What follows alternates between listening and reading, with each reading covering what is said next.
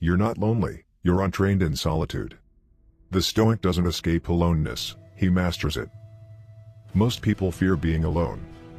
They fill every quiet moment with noise, messages, scrolling, background voices, anything to drown the echo of their own thoughts. But solitude, to a Stoic, isn't emptiness. It's training. Epictetus said, "No man is free who is not master of himself." And mastery begins the moment you stop depending on company to feel whole. We were taught to equate solitude with lack, as if being alone means being unloved. But Stoicism flips that completely.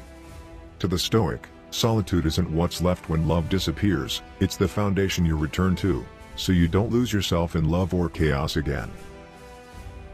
Why solitude scares us? Because silence reveals truth.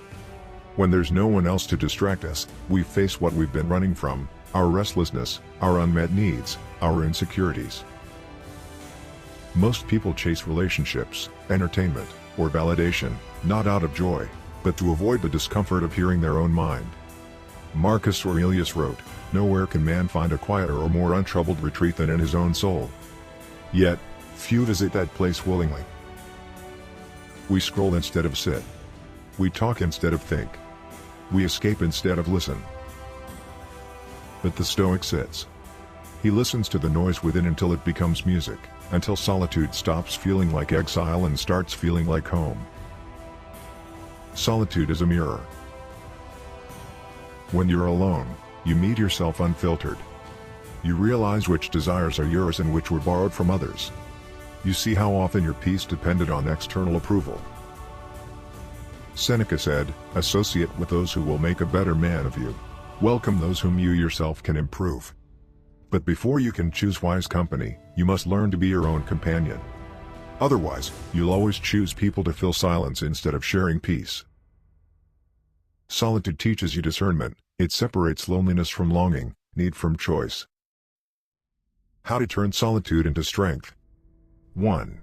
Reframe solitude as practice, not punishment. You're not by yourself, you're with yourself. The Stoic uses solitude as rehearsal for life's storms.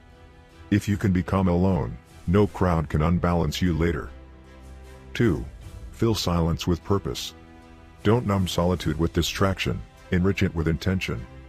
Read, reflect, journal, or walk in nature. The Stoic uses quiet to strengthen logic, not feed anxiety. 3. Observe your thoughts without judgment. When you sit in stillness, the mind will resist. Observe it like you would a friend in distress, calmly, without reaction. Over time, that observation becomes power. 4. Set boundaries with noise. Modern solitude isn't about isolation, it's about filtration. You choose what deserves space in your attention. Digital silence can be as sacred as physical solitude. The paradox of solitude. When you no longer fear being alone, you attract better company. Because now, you don't need people to escape yourself, you choose them to expand yourself. And that choice changes everything. The Stoic doesn't live apart from the world, he lives above its noise. He moves among people without being moved by chaos. He loves deeply but not desperately. He engages fully but detaches freely.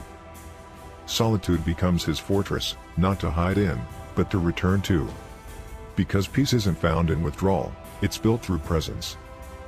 Modern practice, the 24-hour reset. Try this Stoic exercise. Spend one day without external validation.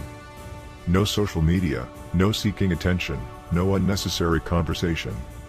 Just you, your thoughts, your choices, your breath. Notice what happens. At first, anxiety. Then, quiet. Then, strength. That's solitude turning into sovereignty. You realize you were never lonely, just overstimulated. And peace was never missing, just buried under noise. Final reflection.